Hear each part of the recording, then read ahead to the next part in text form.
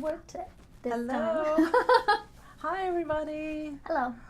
So we're back. We had like a 2-week hiatus. I was gone, and then her and Dr. Colin were gone for some trainings. Yep.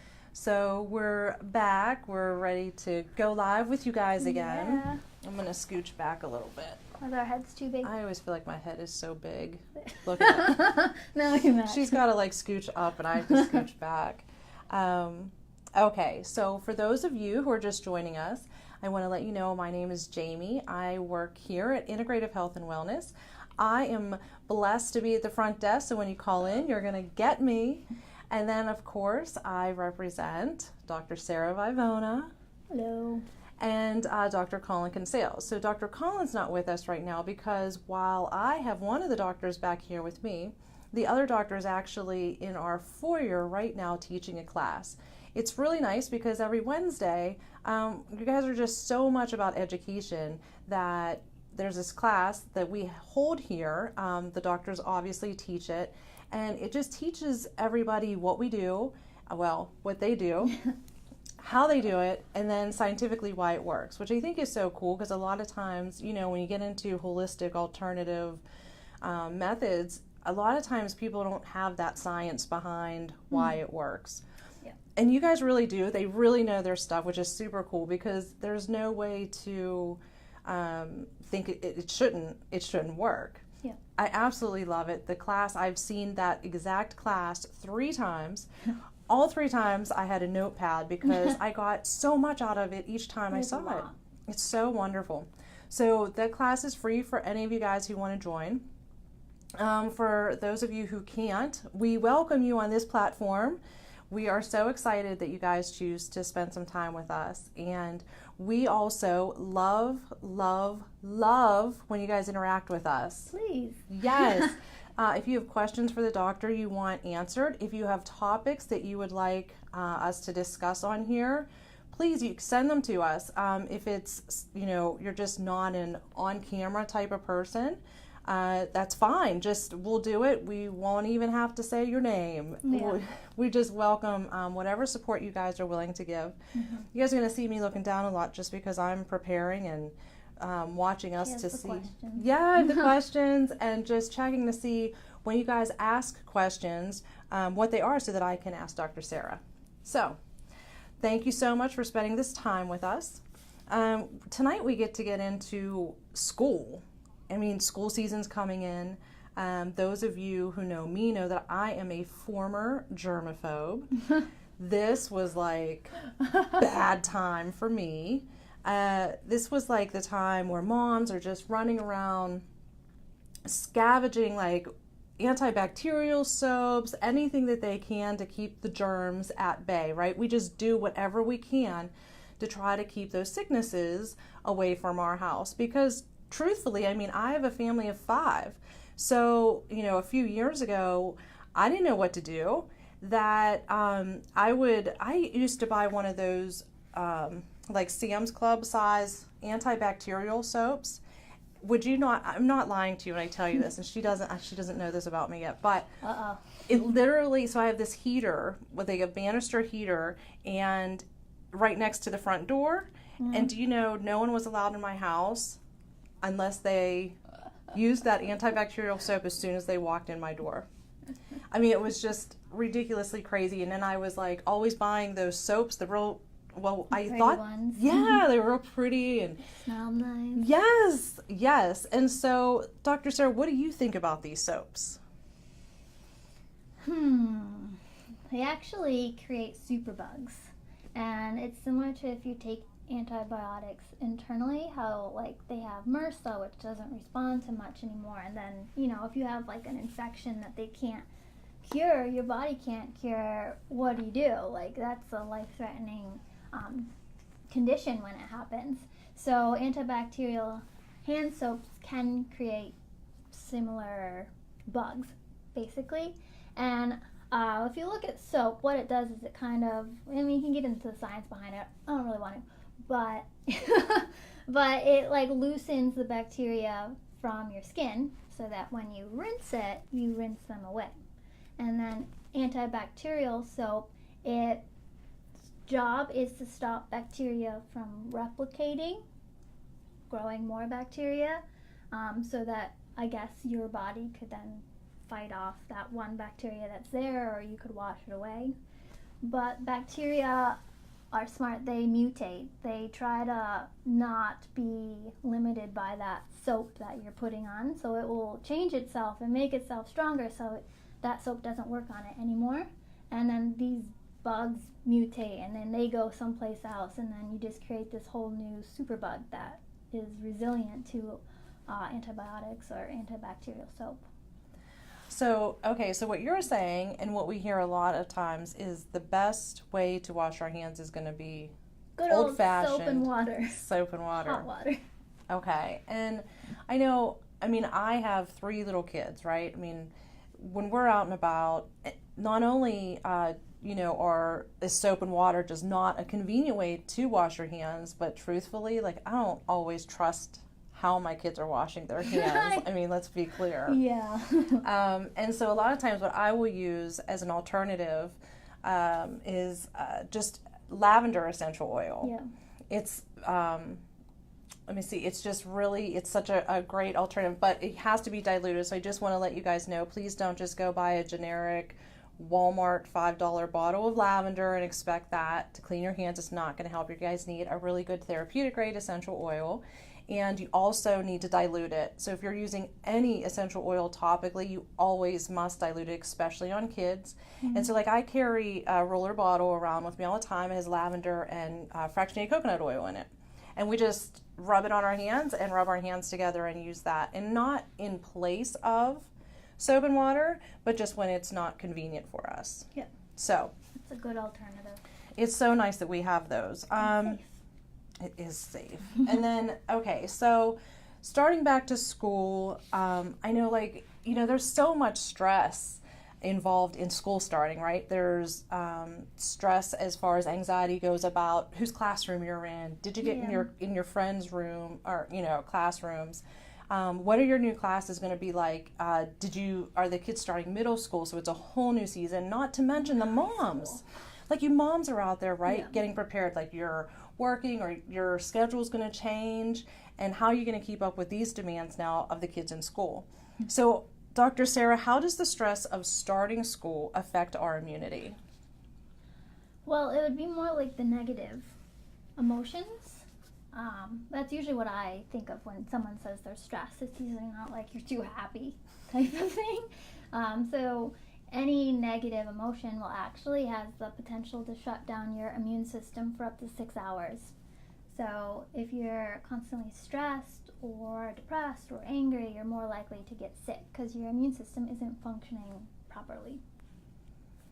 So it's funny that you say that, just because this sounds like that could be one of the reasons why, when school starts, I mean, everybody seems to get sick. Yeah. And we pass it on and on and on. And it's like, I feel like by the time, in a family like as large as mine, by the time we get over something, the next thing's already begun. Mm-hmm. Right? So, yeah. I mean, it's not bad to get sick either. Like minor sickness, like colds, stomach bugs, they're not fun. They're never fun for whoever has them or whoever's taking care of them. But it keeps your immune system fresh. It keeps it strong. And if we got that problem nowadays when kids aren't allowed to go and get dirty, they don't go outside. They're just inside, either playing video games or just not moving. And then you introduce them into an environment that has dirt and bugs and other kids, and their immune system doesn't have any memory of any past illnesses. So it's just anything they come in contact with is what you get. So you kind of you don't want to encourage illness, but it's not like you need to do everything you can to stop it, if that makes sense. Occasional cold is actually a good thing. So one of the things I know, I feel like I'm so new to this whole holistic lifestyle. One of the things that I have noticed is the holistic alternatives, like staying well. It really seems to work better the more, and I'm not saying this as hurry up, you have to get in here. But just, I'm feeling like the more I keep up with myself, so like the more I do come here, I get regular adjustments. I feel like I'm so much more resilient to either getting sicknesses or like the severity of the sickness. Yeah, and that's exactly what will happen. Like, I still get sick. I mean, I see a lot of sick people, mainly during the school time or Christmas time. And a lot of people, because we want them to come in here when they're actively sick. And we do our best to wash our hands and all that. And it's usually like once a year is when I'll get a cold or stomach bug or something. And it's usually like a good 1 day to 2 day where it's awful, but then it's done type of thing. Not like the normal linger. Yeah. Because, like, I know this is so, I love that you're saying this. It's so funny how many of us who aren't into holistic alternatives, we don't know that you can have a cold and that it can be turned off like that if you're taking care of yourself up to that point. Yeah. So I really always want everyone to know that just, you know, even if you don't come here, regular chiropractic visits are always such a good thing because it helps your body work the way it's supposed to, right? Yeah, and I mean, also just generally trying to live a healthy life will also encourage healthy immunity too. So what do you think are some other ways just to build immunity? Like, yes, coming to your chiropractor, washing your hands, Playing in the dirt. Playing in the dirt. I love that. Yeah, well, those are probably the big things you could do on your own. I mean, and definitely, you know, if you're around someone sick, take the precautions that you would. Like, you're not gonna share gum with them or anything like that. I don't know why you do that anyways. I guess if you're dating them, isn't that still weird? But, like, what we look for here is more of, like, the overall immune system. So it's like if you have a cold or maybe pneumonia or something, we're not just looking at, like, lungs or tonsils or throat or anything like that. You have a whole, like, immune complex that has to work together to make your immune system function right. So we're looking at, like, the spleen and the thymus gland and the tonsils and just lymph system. You'd be shocked at how many people come in with, like, flus, and it's just because they've either been in contact with a ton of crappy chemicals or toxins. I mean, I get this sometimes when I fly because it's just recycled air, and you get this sickness that can look like a flu, that can look like a sore throat, like a cold, like a cough, anything, but it's just your body can't get rid of, like, toxic inflammation. So things back up, and that happens because that's one way your body can try to get it out, through your lungs or through your throat or through your sinuses. So it would be, we look at the lymph, making sure that you're flushing out the garbage right. Could be anything. So one of the things, like, I've noticed since working here, it's been about 4 months since I've worked here, and now, like, even today, here, I just started, like, my nose started running. I just felt like I was having this allergic reaction to something. And typically, before here, I would have thought, one, I'm either getting sick or it's some allergen in the air that I'm breathing in. And you guys have me now, I'm evaluating what I've eaten, right? I'm going, okay, well, like, what did I eat today? What is my body trying to fight off? Because since working here, I'm just realizing how important food is. Yeah. And so, like, what would you say are some good and or bad foods for kids to specifically to be eating around this time to help build their immunity? Well, the first one is sugar. This is my least favorite one ever. And that's probably the answer I'll give you for anything, unfortunately, just because it's in everything. It's not like you can just enjoy dessert and that's your only sugar for the day. It's in absolutely everything nowadays. So it's extremely easy to eat a lot of sugar, and sugar feeds bacteria and fungus and parasites, all those things. It feeds them, so if you do have them or come in contact with them, it's just going to encourage them to grow. And then sugar causes inflammation, sugar shuts down your immune system, and just makes the perfect breeding ground for disease. So don't do your orange juice, because that's all sugar. And that's, like, the main thing they tell you to do if you're getting sick. All vitamin C, but it's sugar water. Actually, bone broth, like homemade stocks, are really, really good for your immune system. And fall time is like a good So what time. is homemade stocks? I'm sorry. Like, what What do you is mean that? you don't know? Like, what is homemade stocks? I don't know. I've never had homemade stocks. What is Have you made that? chicken soup? Yeah. Did you use a canned or boxed chicken broth? Boxed chicken broth. So that isn't. So basically, it's just, bone broth traditionally is just like the bones. So like if you roast the chicken, it'd be like the leftover carcass in water. And you just boil this. Yeah. I'll likely times use like a whole chicken or chicken thighs, so I have leftover meat. It makes it a little more flavorful. So you can do chicken, you can do beef, you can do pork. And if I do that right, like then you're buying really good chicken, because the idea of this is to pull out everything in those bones, right? Right. So, non-GMO, organic, free range, grass-fed, Fred. He might have been Fred. He might have been Fred to someone. He might have been Fred.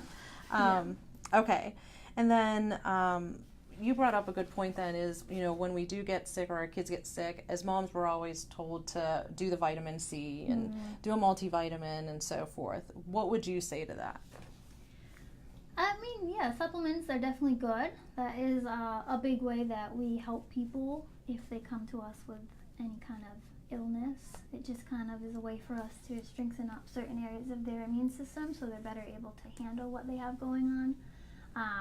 But you don't want to just buy a random one off the shelf, like anything that looks nice, because a lot of things that you buy in the stores, even GNC, it's synthetically based. They cooked it up in a lab, and there's a couple things wrong with that. One is it's synthetic, and so it's not like the real counterpart would be in food, and so your body either doesn't recognize that as the nutrient it's supposed to be, and it then just kind of gets rid of it without even using it, or your body has to kind of change it to match what it needs. Like for example, vitamin C, things in orange juice, you're never going to see like a whole vitamin C complex. It's just going to be probably ascorbic acid, which is what they found, in the lab. That's what the main part of vitamin C was, they said. But it has all these extra like phytochemicals and all these other things involved in it that ascorbic acid isn't going to give you what you need, versus if you eat like a red bell pepper that has more vitamin C than oranges do, and a lot less sugar. Okay. So, yeah. And then, so is there anything, let's say I have, like, that one of my kids are stressed over starting school, starting a new school, getting new teachers, things like that. Is there anything that I, as a mom, could do to help them, say, like how you guys do NET here? Yeah. Well, for kids, unless, there's two. There's we call it like the quick fix is one, and that's probably more kid friendly because it doesn't really involve a lot on their part to do, and you can actually learn it in our class, but basically the quick version is you have little pulse points on the thumb sides of your wrist, and you're just going to kind of touch it. I don't know if you can see that. I think they can see over this. I don't know. Oh, there it is. There it is. You're just going to line your fingers up, and then you touch it, and then you put your hand on your forehead, and you're going to do both sides, and you just close your eyes, breathe in and out deeply, and hold it for like 2 minutes, both sides, while kind of focusing on the stress feeling. And at the end of that, it kind of releases, just because these are your emotional points. You've watched how many people, when they're stressed, hold their head, because you're unconsciously kind of helping yourself process that emotion. So that's like the quick thing you can do, and it definitely works with kids because they don't have to figure out what emotion they're doing or anything like that. And the other one is, it's called heart math. We definitely teach that in our class and give people a form so they know how to do it at home. So that one's a little bit too hard to explain here in depth, so you can definitely come check that out. But that one's more for like adults because it involves focusing on different areas in your body and different emotions, but it's really, really good at changing your heart rate, your blood pressure, your respiration, and it actually they call it coherence, which it kind of stabilizes your autonomic nervous system, which is like your whole thing that controls your whole body, and it will actually calm down your adrenals, which is your stress organs, and it will help you sleep better, help you think better, get rid of anxiety, all of that. And it's actually a really, really easy thing to do. Awesome. Okay, so if any of you guys are on here and you want to hear more or learn about the heart math, they can just come to one of our free classes, right? Yeah. And then that's all we really have. Do you have anything else do you guys have anything that you guys would like to ask her as we're ending here? Just send that off to us quickly. Yeah. Otherwise, we're going to meet with you guys next week. I have Dr. Colin Kinsales. He's actually going to interview Meet next Wednesday at 5:30. So see how that one goes. But we appreciate you guys spending your time with us. And if you have any questions, let us know. And thank you so much. We'll see you next week. Have a good night.